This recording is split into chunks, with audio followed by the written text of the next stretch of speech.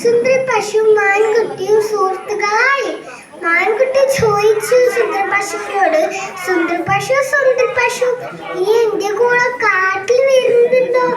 അവിടെ നിറയെ പഴങ്ങളുണ്ട്, നിറയെ പൂക്കളുണ്ട്, നല്ല കാടുകളുണ്ട്, അതെല്ലാം നൽകാം.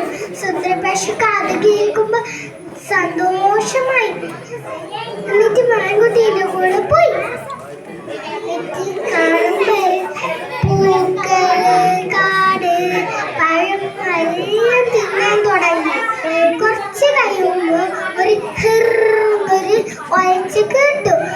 സുന്ദര പശു കണ്ടത് എല്ലാം മൃഗങ്ങളും ഒരുമിച്ച്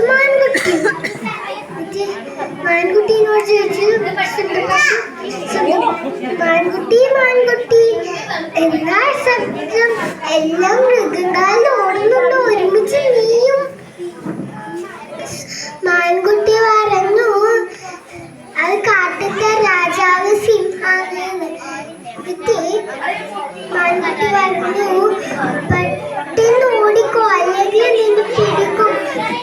എന്നിട്ട് മാൻകുട്ടി സുന്ദര പശുവിനെ ഒറ്റക്കാക്കി ഓടി. മാൻകുട്ടിക്കല്ലേ ഓടാനാവൂ, സുന്ദര പശുക്കാവാ.